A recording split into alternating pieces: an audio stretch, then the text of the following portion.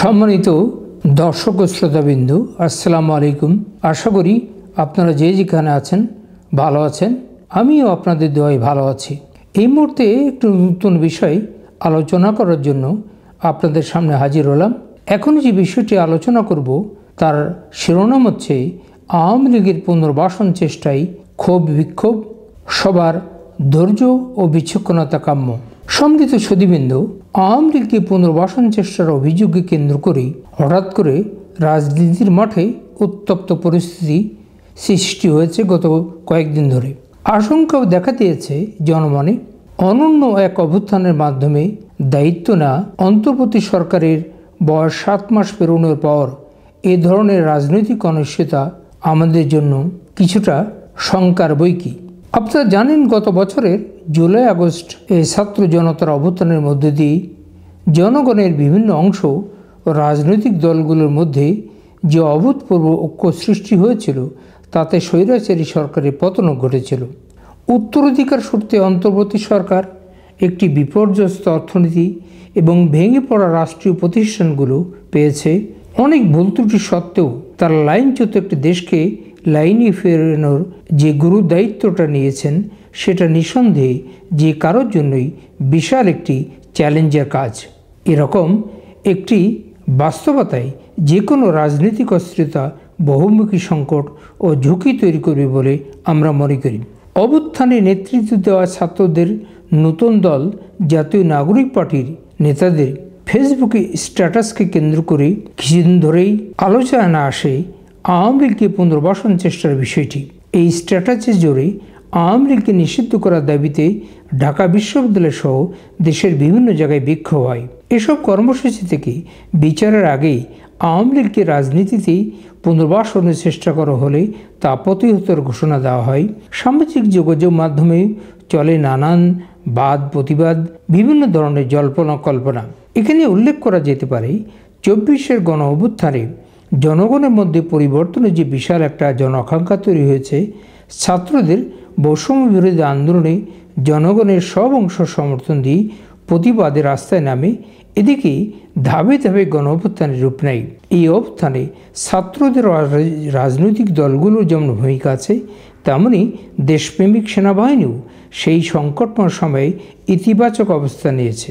অধ্যাপক ডক্টর মোহাম্মদ ইউনূসের নেতৃত্বে অন্তর্বর্তী সরকার দায়িত্ব নেওয়ার শুরু থেকেই আইনশৃঙ্খলা রক্ষা সেনাবাহিনী সহ সরকারের সহযোগিতায় ভূমিকা রেখে চলেছে। এদেশের মানুষকে আর যাতে পুরনো রাজনৈতিক বন্দোবস্ত না ফিরতে হয় সেজন্য সরকার সংবিধান, নির্বাচন কমিশন, বিচার বিভাগ, আমলাতন্ত্র সহ গুরুত্বপূর্ণ রাষ্ট্রীয় প্রতিষ্ঠান ও কাঠামো সংস্কারের উদ্যোগ নেওয়া হয়েছে।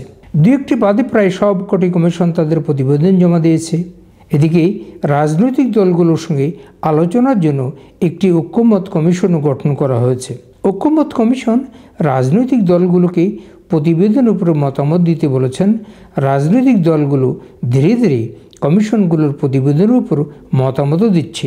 ইতিমধ্যেই দেখা যাচ্ছে আলোচনা শুরু হয়েছে। এটা নিঃসন্দেহে স্বাস্থ্যকর গণতান্ত্রিক অনুশীলন। মাননীয় প্রধান উপদেষ্টা এরই মধ্যে বলেছেন, রাজনৈতিক দলগুলো যদি কম সংস্কার চায় তাহলে এবছর ডিসেম্বরে আর বেশি সংস্কার চাইলে আগামী বছর জুনের মধ্যে জাতীয় নির্বাচন হবে। এই বক্তব্যের পর নির্বাচন নিয়ে কারো দ্বিধা সংশয় থাকার কথা নাই। ফলে ঐক্যমত কমিশনের সঙ্গে রাজনৈতিক দলগুলোর আলোচনা শুরুর মধ্য দিয়ে বাংলাদেশ রাষ্ট্রটি যে গণতান্ত্রিক রূপান্তর অভিমুখে যাত্রা শুরু করেছে সেটি বলাই বাহুল্য। তবে আমরা মনে করি এই গুরুত্বপূর্ণ নির্বাচন ডিসেম্বরের মধ্যে হলেই সবচেয়ে ভালো হবে বলে আমরা মনে করি। রাজনৈতিকভাবে বাংলাদেশে একটি জটিল ও কঠিন সন্ধিক্ষণ পার করছে। ইতিহাস বলে এদেশের মানুষ বারবার রক্ত দিয়েছে, পরিবর্তনের স্বপ্ন দেখেছে, কিন্তু তাদের ভাগ্যের আশানুরূপ পরিবর্তন হয়নি। এই ব্যর্থতা শেষ পর্যন্ত রাজনৈতিক ব্যর্থতা।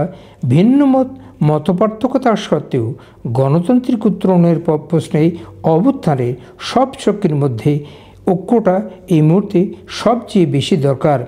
এমন একটা মুহূর্ত যখন যে কোনো পক্ষের অপরিণামদর্শী পদক্ষেপ পুরো দেশ ও জাতিকে অনিশ্চয়তায় ফেলে দিতে পারে। জনগণের অঙ্গীকার পূরণে অভ্যুত্থানের সব শক্তির ধৈর্য ধারণ করা ও বিচক্ষণতা দেখানো অত্যন্ত জরুরি কর্তব্য। সম্মানিত সুধীবৃন্দ, আমি যে বিষয়টি এতক্ষণ আলোচনা করছিলাম সেটি একটি জাতীয় পত্রিকায় সম্প্রতি একটি সম্পাদকীয় ছেপেছে। আমি ওই সম্পাদকীয় আলোকেই সংক্ষেপে 2-4টি কথা বললাম। এখন আমার কিছু বিশ্লেষণ দিয়েই আমার বক্তব্যটা শেষ করব। এই যে আওয়ামী লীগের পুনর্বাসন চেষ্টার পক্ষে বিপক্ষে দেশে যে ক্ষোভ বিক্ষোভ চলছে, বিশেষ করে জাতীয় নাগরিক পার্টি নতুন যে দলটি গঠন হয়েছে এই ব্যাপারে, এই আওয়ামী লীগের পুনর্বাসনের ব্যাপারে তাদের জোরালো আপত্তি আছে। কিন্তু আমরা অন্য একটি বিষয় লক্ষ্য করছি, সেটা হচ্ছে যে বাংলাদেশের প্রধান প্রধান দলগুলো এই আওয়ামী লীগের পুনর্বাসনের উপরে আপত্তি থাকলেও আওয়ামী লীগকে নিষিদ্ধ করা হবে কিনা এই বিষয়ে তারা খোলামেলা কথা বলেনি।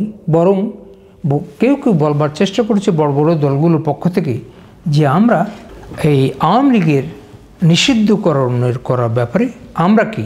সুতরাং আওয়ামী লীগকে নিষিদ্ধকরণ অথবা আওয়ামী লীগের পুনর্বাসন এই বিষয়টি একমাত্র সরকার প্রধানের পক্ষে এটি সমাধান করা সম্ভব নয়। বাংলাদেশের গণতান্ত্রিকমী সব রাজনৈতিক দল, নতুন দল, বর্তমান অন্তর্বর্তী সরকার এবং প্রয়োজন হলে উচ্চ আদালতের মতামত এখানে নেওয়া যেতে পারে। তা না করে যদি এককভাবে কোনো জায়গা থেকে জোর করে এই আওয়ামী লীগের পুনর্বাসন অথবা আওয়ামী লীগ নিষিদ্ধকরণের ব্যাপারটি চালিয়ে দেওয়া হয়, তা অদূর ভবিষ্যতে কী পরিস্থিতির সৃষ্টি করবে এ কথা বলা যায় না। সবশেষে আমি যে কথা বলতে চাই সেটি হচ্ছে, রাজনৈতিক বড় কোনো সিদ্ধান্ত নিতে গেলেই সকল রাজনৈতিক পক্ষের মতামত দিতে হবে, অন্তর্বর্তী সরকারের মতামত দিতে হবে, প্রয়োজনে উচ্চ আদালতের মতামত নিতে হবে এবং সব পক্ষের মতামতের ভিত্তিতে যে সিদ্ধান্ত নেওয়াটি হবে সেই সিদ্ধান্ত বাংলাদেশের জন্য মঙ্গলজনক হবে বলে আমি প্রত্যাশা করছি। তো সুধীবৃন্দ, যে বিষয়ে আলোচনা করছিলাম এই বিষয়ে আপাতত আর কোনো কথা না বলে আপনাদের সবার সুস্বাস্থ্য কামনা করে আমার বক্তব্যটি, আলোচনাটি এখানেই শেষ করছি। আপনাদেরকে অসংখ্য ধন্যবাদ।